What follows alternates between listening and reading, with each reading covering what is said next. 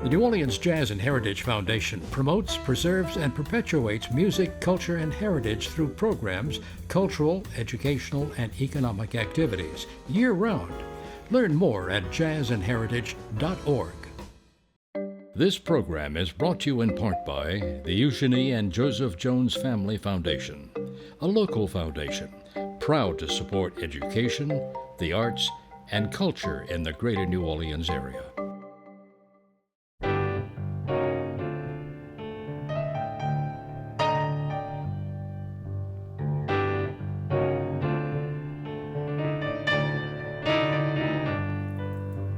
I'm Peggy Scott Laborde, and welcome to Steppin Out, with updates from the local restaurant, arts, and entertainment scenes. Joining me, Poppy Tooker, host of Louisiana Eats on WWNO Radio. Hello, hey, Miss Poppy. Peg. Hello. Alfred Richard, movie critic for WWL-TV. Howdy. Hello there, Nice Peggy. to see you. Thank you. Alan Smason, editor of the Crescent City Jewish News and theatercriticism.com. Welcome back, sir. Glad to be back. And Sara, Essex Bradley, photographer for the amazing new book, Bohemian Soul. I don't use that word very often either, by the way. Okay, Bohemian Soul, the Vanishing Interiors of New Orleans, spotlighting the unique style of some of our city's homes. Welcome. Thank Welcome. you. Hello. Poppy, a visit to the Lower Garden District. A visit to the Lower Garden District because, you know, Peggy, it is so hot outside. So I did want to point out that I'm staying cool today wearing my Tutti Frutti snowball necklace. It's coming out for Mignon tomorrow, but I got to cool down with it first. But anyway, along that subject matter of keeping cool, there's going to be the coolest thing going on at Margaret's Place in the Lower Garden District. It's a boutique hotel and event space, and they're calling it Staycation. And this is for all. This is my buddy Jillian Duran of Rum House Ice Cream and her good friend Adam Meyer of Chow Chow, which are pinchos from North Spain. Love that. Isn't that cute? And there's a lot better of a pool there, too. And they're teaming up also with Torre Folks and his crew from Turning Tables. There's going to be really delicious cocktails, frozen drinks, iced coffee. They're going to use the space in the evening for events. There'll be movie screenings, DJ nights, and live music. And the food, oh my goodness, I love Jillian's ice cream, and she's going to have it scoops and pints and ice cream sandwiches and even her fantastic ice cream cakes by the slice. Even there'll be doggy dough ice cream for our four-legged friends. Everybody's welcome. The food served Thursday through Sunday from noon until 10. The bar and pool is open 5 days a week. And yeah, you just show up, have a little ice cream, jump in the pool. Oh, okay. Sounds good. And yoga in the mornings, sometimes too, a couple, 3 days a week. Poppy, wanted to say for our New Orleans newbies, the reason why it would be called Margaret's Place is because the Margaret Hargery statue, one of the beloved New Orleans heroines, if you will, is right there. So it's beautifully located. The great bread baking lady. Yes, That's what exactly. She was, one of the things she was famous for. So again, it's summertime. That means it's time to have fun. Happy hour is a great way to have fun. So Redfish Grill has a new happy hour special. Buy 1/2 dozen of their barbecued oysters. Get the second half dozen free. And that's from 3 to 5 p.m. with $7 cocktails. Now, at Brennan's on Royal Street, you can always have a little staycation in the courtyard there. From 2 until 6 p.m. every day, there's half-price bubbly, glasses, bottles. Friday's really the day because that happy hour day starts at 9 a.m. and goes until 6. And there's sabering in the courtyard with the champagne at 5 p.m. Of course there is. And remember, you can also go and just have bananas, Foster, and champagne right there in the courtyard. It's so fun, particularly if you've got out-of-town visitors. Cafe Noma. They have a great happy hour on Wednesdays when the museum, of course, stays open until 7 p.m. Cafe Noma has a happy hour from 3 to 6. You know, admission's free with Louisiana ID on Wednesdays. And you can have things like a delicious Strawberry Fields cocktail, which is strawberry puree, basil, and lemonade. And they're serving yummy foods like flatbreads on special. Anyway, really a fun thing to do on Wednesdays. And then Summer school is in at Porgy's Seafood Market on Carrollton. They are starting summer cooking classes on May the 30th, and this is going to run Thursdays through June. You're going to learn how to do things like shucking, dressing, and grilling oysters, cleaning and breaking down whole fish, how to cook a whole fish. There's a night that is a crab Lollapalooza extravaganza, and it's going to all culminate in a master class on June the 27th, where it's a study of different Gulf fish varieties with their flavor profiles and cooking techniques. And of course, Chef Markham Jacobs will be there teaching all. What's really nice is that you can sign up for each class individually, so it's not like you're committed every Thursday, but I think once you take one, you'll want to go back. Sounds good. Thank you so much, Poppy. And keeping in the trying to keep cool theme here, I gave Mr. Alfred a task, which he kindly said yes to, and that is to once again, because we did this last year too, to come up with some of your favorite New Orleans-based themed movies so that you can keep cool and stay indoors. And so I delved into my vat of movies, and one thing about summer school, if I had summer school like the cooking summer school when I was at Holy Cross, I would have decided, oh, you know, I think I can stay there for that matter. As you well know, the summer doldrums happen, even though this is that period of time, we've just come out of the writer's strike and the actor's strike, and so some productions are getting underway. But let's go back to the Wayback Machine, Sherman, and we're going to find out a couple of films that have New Orleans as a backdrop, but you may have forgotten about them, but it also goes as a little bit of how New Orleans was depicted in some of those films. Let's go back to the 70s, 1975, The Drowning Pool. And The Drowning Pool was a film shot in New Orleans, in the Tangipahoa area, out toward the river parishes, and it starred a classic man, Paul Newman. Paul Newman stars as Harper. Now, this is in a way a sequel to the film Harper that he did some years before, but he is investigating a murder by a person involved, and this is a true Louisiana name, Devereaux, Mrs. Devereaux, involved in this here. It not only stars Paul Newman, but his wife, Joanne Woodward. And they worked together. They lived together and were married for a countless number of years. It's amazing how they lived together. And Joanne Woodward is still alive. She is in her 90s, but she is still kicking. And, of course, another actress who got her start, really, in this film, Melanie Griffith. Wow. Melanie, a very young Melanie Griffith. Look at that in this picture. film. That's Melanie at that time. In high school. Yeah, In I think she was. The Drowning Pool, she plays she's interested in Paul Newman in a interesting way, shall we say. But the film would be rated, I guess would be rated PG-13 today. Now back then in 1975 it was rated R. But The Drowning Pool is available on Fandango and at home, Fandango at Home and Prime Video. Now, we're going to go back a little bit further into the Wayback Machine to the 1960s. It's a film that was shot along the waterfront, the riverfront areas, and in some parts of the city. The Cincinnati Kid. Now, he's not in Cincinnati. It's shot in New Orleans. It's about a high-stakes poker game in which Steve McQueen plays the Cincinnati Kid, and he was fantastic in it here. But it also had some great stars, and one of the stars besides Steve McQueen, Carl Malden. Yeah, wow. You may remember him from The Streets of San Francisco, or if you're a little older, remember American Express traveler checks, don't leave home without And them. Streetcar Named Desire. And The Streetcar Named Desire, that's yeah. correct. He was in that film as well. Baby Doll as well, another Elia Kazan film. And, yeah, we're going to see Edward G. Robinson. Yeah, see? He plays the card shark in which Steve McQueen is trying to dethrone. Will he do it? Well, you have to watch. It also has some other great stars in it as well. I found out Anne Margaret was in that film as well. The Cincinnati Kid is available on Prime Video. So now we're going to move forward in the Wayback Machine to a Disney film that was made in 2009, and it's the most New Orleans of the Disney films.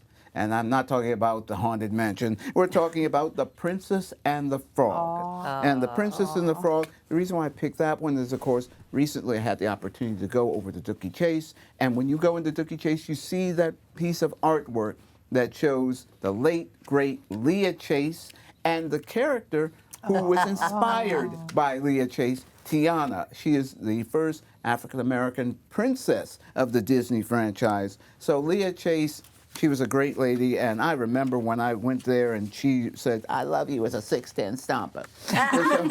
The Princess and the Frog is available on Disney Plus and Prime Video. All right, thank you so much. And I am so excited because we get to talk to Sara Essex Bradley with a fancy new book that called Bohemian Soul, written by Valorie Hart, your colleague, of course. But we have to, first of all, give a nod to New Orleans Elegance and Decadence, because that book, of course, profiled a lot of wonderful, unique houses. So this was definitely an inspiration, but unto its own, your own. Absolutely, yeah. Valorie discovered that book when she was still living in New York City, and it was a big inspiration for her to move here over 20 years ago. Valorie Hart being the writer of the book and my partner in creativity for this. Yeah. Yes, it is amazing. You profile 17 homes, which you'll start showing, and a lot of them are in Bywater. So my silly question is, what's in the water in Bywater, between Bywater and Faubourg Marigny? Well, I think because it was not all of them. Well, it has a lot of the same architecture as Uptown and the Garden District, but it was easier to buy in not too long ago. True. So that's true. Creative types, artists, musicians, very good just basic bohemian types were able to buy beautiful properties and make them their own, and whatever that fashion might be for them. And it's usually very collected and curated and not so much decorated. I know that the wonderful antiques dealer and interior designer Patrick Dunn does the foreword to the book. Yes. And he mentions, I love it, the cross and the crown, the influence of religious iconography, because of the city, of course, and then the Crown Carnival. There's always, in a lot of these interiors, all those two pop up a lot. It's very aspirational, I think. Yes, yeah. very, very. Yeah. But no, they're gorgeous. Did you have any favorites here, or? That's really hard to say because I feel like we had a really good cross-section. You did. So, some of them were, a little easier to shoot. Some of them took a little more time. Yes, and we have to mention Louis Aubert's house because he is what they call a colorist. He's an interior designer. He's Mr. Color. He's Mr. Color, but he also helps design, and I can speak from some personal experience there.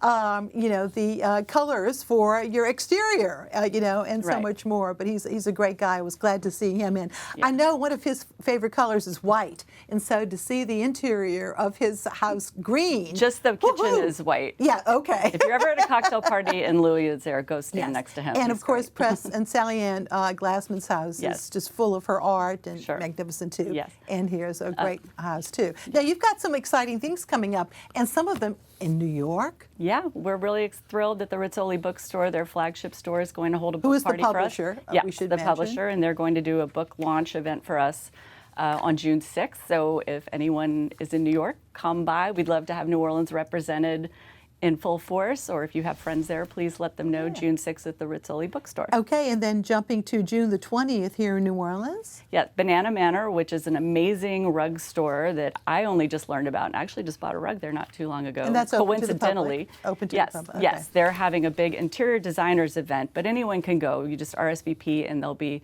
having a raffle. Valorie and I will be there selling and signing books.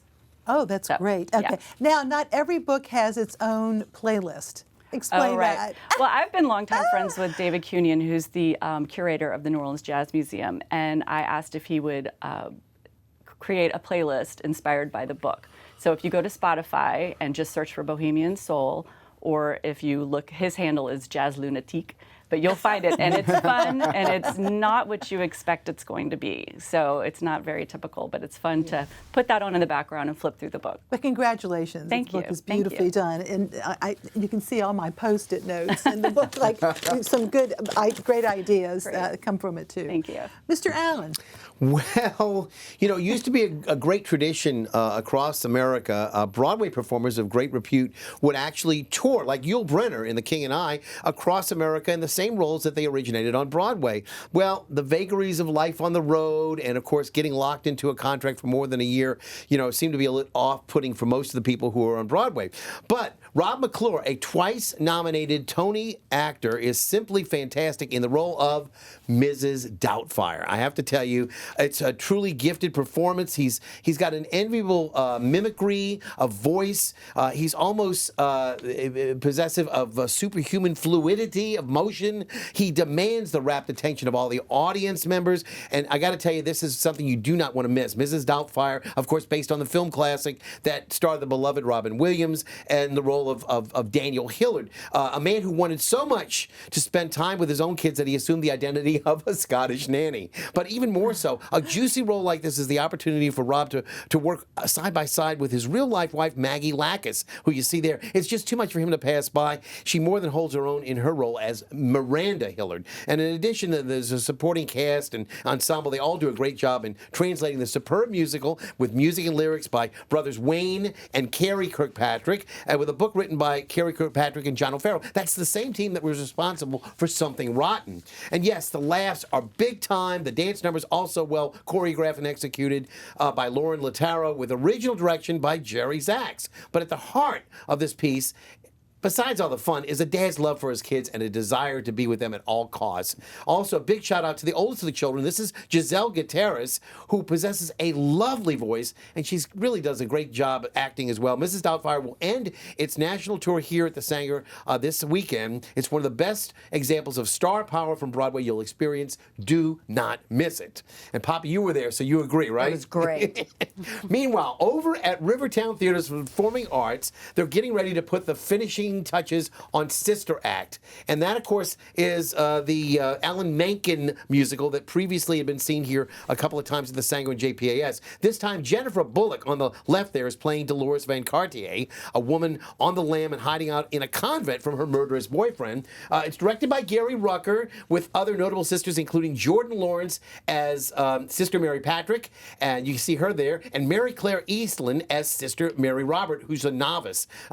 Gary Graham, that is Ricky Graham, who plays the Monsignor. Oh my goodness gracious. That's hysterical. He's there with Christy Bowen, who has a great role playing the Mother Superior to Dolores and the other nuns. And again, Dolores turns the convent upside down with powerhouse performers taking on songs like Raise Your Voice and Take Me to Heaven for this choir that becomes quite a mainstay on stage. A highlight of the second act is Eastland's version right there of The Life I Never Led. Again, the ensemble work of the nuns is pretty outstanding. They sing, they dance, they save your soul. A great job by Benjamin Doherty and Rucker on the set design, and choreography by Belle Tudor. Again, Sister Act final shows will bow tomorrow and Saturday night with a second matinee on Sunday. But I have to tell you, most of the seats for Saturday and the first of the Sunday matinees, pretty much all the seats are gone. Some tickets remain on Friday. There are some overflow seats that are available, so check that out on the Rivertown site, rivertowntheaters.com. Now, meanwhile, James Bartell, he's written a number of original pieces for the NOLA project, but he's perfectly at home sitting down and editing William Shakespeare. This is in The Tempest Reimagined. It's a fast 90-minute piece without intermission. The ensemble of players work so well together, with artistic director Leslie Clavery there in the middle. You see her playing Ariel, singing throughout the work with a lovely voice. As Prospero, Monica Harris is very good, taking on a role that's traditionally played by a man as she deals with the shipwrecked victims of the storm that she summoned forth. Keith Clavery plays Caliban, his reluctant servant, the misshapen offspring of a witch who Prospero enslaves. Alexandria Miles plays Miranda, Prospero's daughter, who falls in love with Ferdinand, played by Zara Hokulia Spalding. And Ariel does her master's bidding, of course, throughout the whole thing. By the way, here's Keith Clavery as Caliban, also memorably playing opposite Ashley Record Santos as Trinculo and Kristen Witt as Liana. All three are fantastic in their roles. Again, go check out Shakespeare's Tempest Reimagined, and you know where it is. It's at the Lafitte Greenway, right off North Norman Francis. It's part of that the Greenway old brake tag station. It's near where the old brake tag station was, because that's further up. But anyway, you'll know where it is if you go right off of North Norman Francis. It's right in that area there, rather than off of Broad. We also, by the way, Peggy, I have to tell you, we have a puppet show coming up, but it's not for the kiddies. This is anyone who loves Tennessee Williams will not want to miss this. They'll get a kick out of the felt Menagerie. Oh. Yes. It's a production of the Tennessee Williams Theater Company in New Orleans, and their shows are starting, actually, they started last weekend. I didn't have a chance to tell you about it, but they're going to be this weekend at UNO, and then next weekend at the Marigny Theater, which is, of course, in the Marigny. So check that out. You can get tickets on the twtheater.com site, and again, I urge you to go check that out, but again, don't bring the kids. One other thing.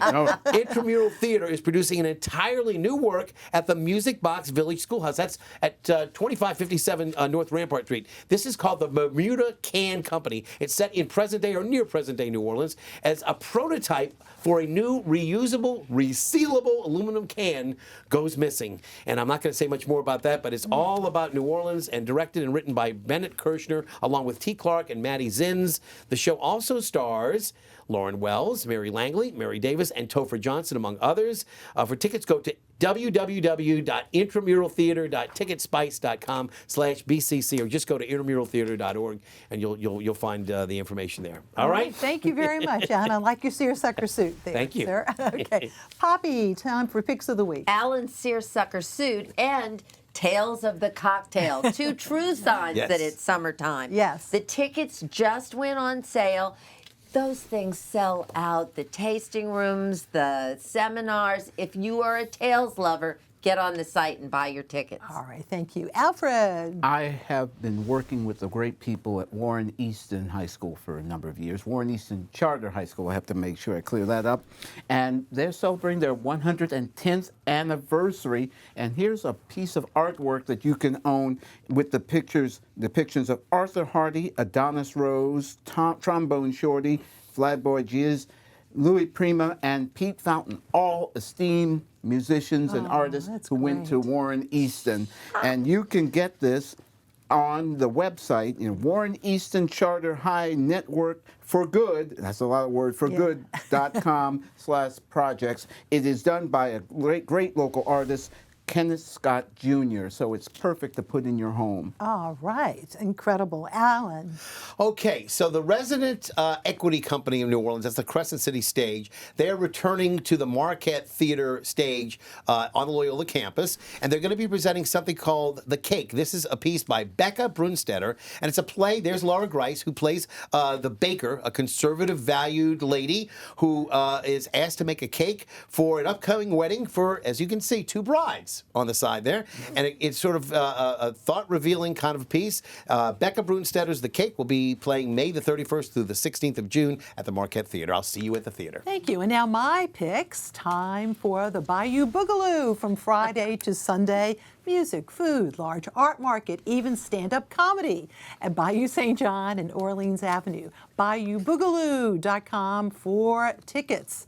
The Faubourg Marigny Association will hold their annual home tour this Sunday, May 19th, starting at noon. 8 homes and gardens will be featured, and this neighborhood, of course, is located right outside the quarter alongside the river and featuring some wonderful architecture. For tickets, go to fmia11.wildapricot.org. Tickets also available day of the tour, starting at noon at 704 Marigny Street, and that's on the corner of Royal.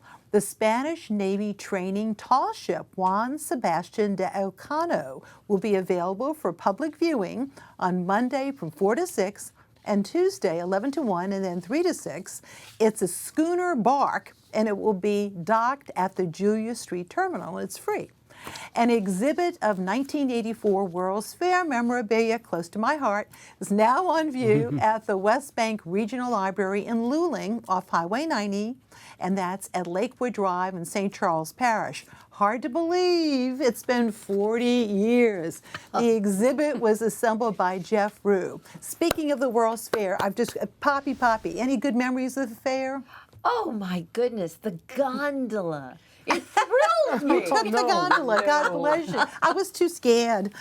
Me too. You too? Totally. You too? Yeah, I was very young. I loved Alan, it. The gondola was you great. did? But, also discovering some of the Vatican pavilion was wonderful, but also discovering the Australian restaurant that they had there. Oh, yeah, Sheila's Pub, Which was the wonderful. bar, A lot of these yeah. places you got to go to and hang out all night. I just love that atmosphere. And the big gator, of course, that we get to see now in Mardi Gras. That's right. Alfred. Well, my memories, of course, the African American Pavilion, Yes, I've Known Rivers, and my good friend Danny O'Flaherty was getting his start at the World's Fair. From there, that's when he started O'Flaherty's down in the quarter. Wow. Sarah, did you ride the gondola? If I did, I've blocked it. I do remember the cool thing. I was 14 at the time. Yes. And for us, just going up and down Fulton Street with all the different little cafes, and you could get drinks and food, and just it was instead of going to the mall, we went to the World's Fair.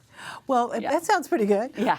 The music, the Folklife Pavilion, I think a lot of Orleanians, apart from, of course, the Jazz Fest, I think a lot of Orleanians saw Cajun bands for the first time, and different kinds of music. Also, I loved the pastel palette of the fair, the Wonder Wall, which was designed, there it was right in the middle of Convention Center Boulevard, designed to actually mask those power lines, very ugly power lines. It's a good job. And you still see pieces of the Wonder Wall around town. I have a little piece. Oh. I actually do. Yes, but I'm still in search of one of those leaves. That's one of my, talking about aspirational. I'm hoping to be an owner of those one day. And for music, Jed's at night. Jed's, that's right, Jed's. And that's where the monorail and the Federal Fiber Mills, that's where the monorail would go to sleep at night, right in there, then the terminal, and the wonderful Federal Fiber Mills. Well, wonderful to reminisce. And we're going to be doing that over the next 6 months, by the way, talk more about the fair and maybe even have some special guests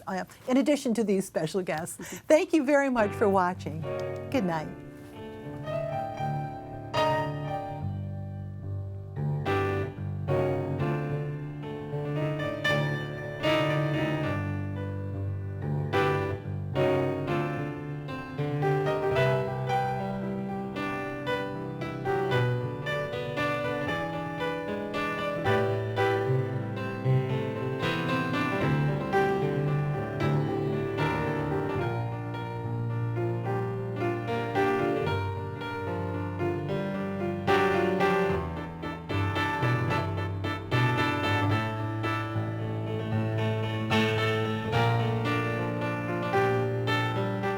The New Orleans Jazz and Heritage Foundation promotes, preserves, and perpetuates music, culture, and heritage through programs, cultural, educational, and economic activities year-round. Learn more at jazzandheritage.org. This program is brought to you in part by the Eugenie and Joseph Jones Family Foundation, a local foundation proud to support education, the arts, and culture in the greater New Orleans area.